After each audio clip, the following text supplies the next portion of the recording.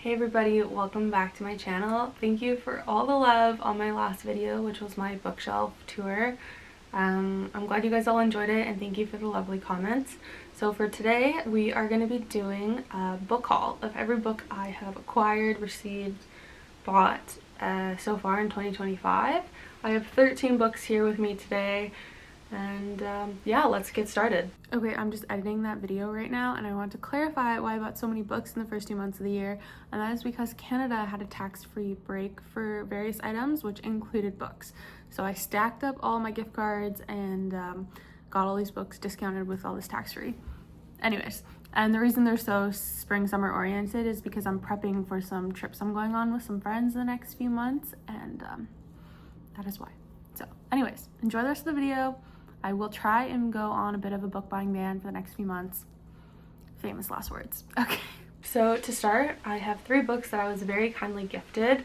And so we'll start with the first one I have is Wild Dark Shore by Charlotte McConaughey. I got this very kindly gifted by Raincoast Books. Charlotte is one of my favorite authors of all time. Her book Migrations, I read about 2 to 3 years ago, is one of my favorite books ever. I also really enjoyed her second book, Once There Were Wolves. So yes, I've been waiting for this one to come out. It comes out on March 4th, which is the day I'm filming this. I got this a little bit ago, and I've already read it. It is very much worth the hype. Charlotte is really just this tour de force in sort of climate change literature, environment literary fiction. Her books are very thrilling. Her characters are flawed and complex, and you're just hooked the entire way. And so this particular one is set in this sort of sub-Antarctic island where this woman washes ashore, and there's the father and 3 of his kids who are the caretakers there. And I don't know what else to say other than it's really good and I highly recommend, and it is now out. And this should be one of your favorite books that is published in 2025. The second book I was very kindly gifted to by St. Martin's Press, and it came in this beautiful box. So if you have any idea based on that cover, it is in fact The Nightingale, the 10th anniversary edition. It says on the box, "In love we find out who we want to be, in war we find out who we are." This is one of my favorite historical fictions I've ever read. I have my original copy actually right behind me. You can kind of see it. And I was very excited to receive this 10th anniversary edition. Also, it is signed, which I am so thankful for. And this book is set in World War II and sort of circles around these 2 sisters and their parallel and diverging stories. And it's about the resilience of humanity and of women in the war, and I highly recommend. I think it's also turning into a series or a movie with the Fanning sisters. I could be wrong, but I'm like 80% sure. And anyways, I am very happy with that. Thank you to St. Martin's Press. And then the third book I was very kindly gifted is called Starling by Kirsten Cram. And this is indie published off of Amazon. She very kindly sent this to me. And from what I understand, it's sort of a coming-of-age middle school YA fiction set in Canada, and it's about a girl who moves to... She's from a small town in Canada and moves to an even remote, smaller town, and she befriends a classmate and sort of just going through their struggles and their life. I'm very excited to read this as well. I love supporting Canadian authors and indie authors as well. There's so much beautiful writing out there that is like not traditionally published, and so yes, we have Starling, which I believe also came out this year. Okay, so then moving on to my 10 books that I have bought.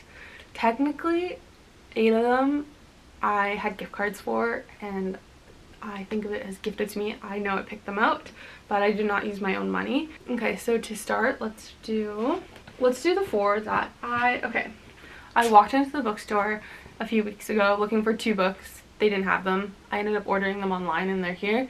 But I did just do a good old classic browse the shelves and see what intrigues me. And from doing that, I picked up 4 books. So the first one I picked up was Outline by Rachel Cusk. I have read 2 of her books already. I've read Kudos from that Outline trilogy and Parade. I read an arc of that last year. And I am not a big of a fan of her writing as some other people are, but I still enjoy it. This particular one is set in Greece, where I'm traveling to later this year, and I love reading books that are set in the place that you're visiting.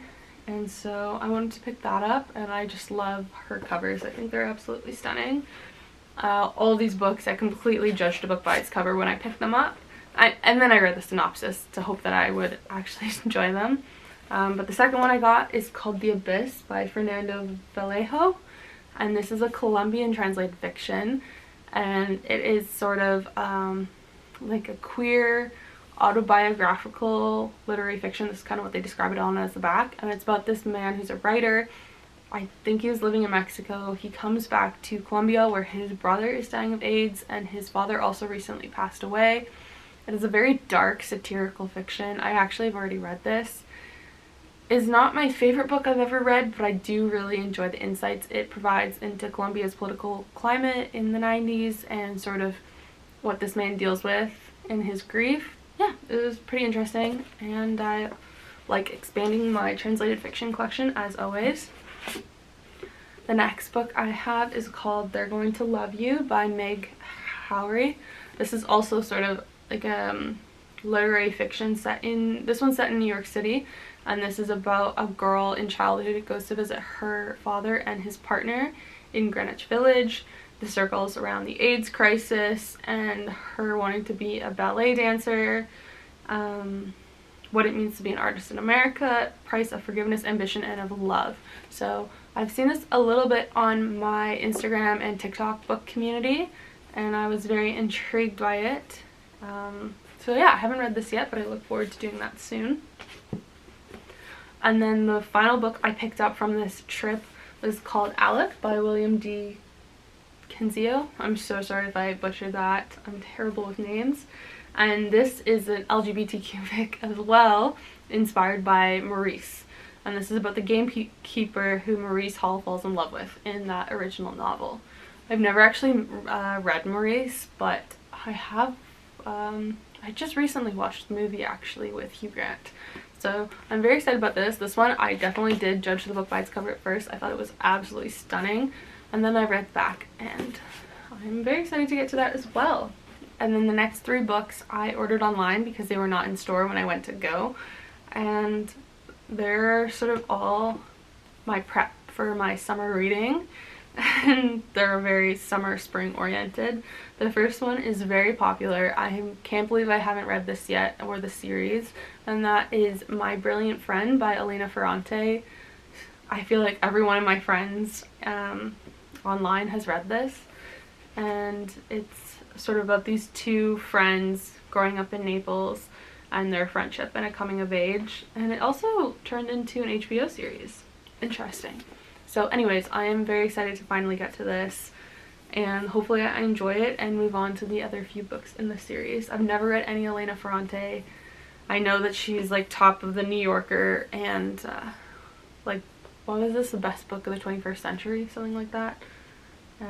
Yeah, and another translated fiction. You can tell I love my translated fiction and my LGBTQ reads. These are all translated fiction, I realize. The next one is called The Last Summer in the City by Gianfranco Caligarich. I probably also butchered that. And this is also set in Italy. This one's set in Rome, and this is sort of an overdose of La Dolce Vita, similar to The Great Gatsby or Catcher in the Rye. And it is sort of a forgotten classic of Italian literature, is how they describe it. And it's about this man who at 30 is drifting and doesn't know what to do with his life. And sounds ideal. And I look forward to reading this in my summer holidays as well. And then I have The Apprenticeship or The Book of Pleasures, another translated fiction. This one's by Clarice Lispector. I have never read any of her work. I do have one of her arcs that I found at a bookshop that was like free in New York. This one, I know everybody loves it, and I really look forward to reading this. And it sounds like it is about a primary school teacher who meets a man, a professor of philosophy, and it says it's an unusual love story. So anyways, I look forward to reading this. I just love translated fiction so much. And then the final book that I picked up with my gift cards, this one is not a book that I would normally read in sort of this romance genre. However, it says that it's part Wuthering Heights and part Daisy Jones and the Six, two books that I really, really loved. I love Wuthering Heights and I love the formatting of Daisy Jones and the Six. I found it super bingeable and enjoyable. And that is The Favorites by Lane Fargo. I find it funny how I guess Canada gets like the US. Sometimes we get UK editions, sometimes we get US editions. So Favorites, it's spelled the American way in this one. And yeah, this is about scorching chemistry, rebellious style. Kat and Heath, these two, what are they called? Ice dance figure skaters. And this kind of just seemed like an absolute toss-up. It's got dramatic fan fiction to me, who are my favorite Canadian athletes. Their Moulin Rouge performance is like perfect. Anyways, I picked this up because I was going on a little trip to Mexico with a friend and I wanted something that was super bingeable, great by the beach, and this did not disappoint. So I'm very glad that I finally got to that. The last two books I actually spent my own money on, but I did get them from a discount bookstore, so I think I paid like $15 for the two of them. And the first one is called At Night All Blood is Black, and this is a Senegal fiction set in World War I. I've seen this a little bit on people's reading lists and I was very intrigued. I haven't read too much African literature and it's very short. This sounds kind of intense, so we'll get to that. This last one I had not seen before, but I saw the cover and was immediately intrigued, and it's called A Feather on the Breath of God by Sigrid Nunez. And this is about a woman who is looking back into the world of her immigrant parents. She has a Chinese Panamanian father and a German mother, and she grew up in 1950s, 60s like housing projects, and she in her dreams escapes to the world of her parents, of their growing up, as well as like the dream of the life of ballet. And so yeah, it's a story about displacement and loss, about tangled nature of relationships between parents and children, and between language and love. So that is the final book in my book haul. I'm glad that I've got to some of these already, and I look forward to reading the rest very soon. If you've read any of these, please let me know what your thoughts are down below. And if you have any other book videos you'd like to see, let me know. Thanks.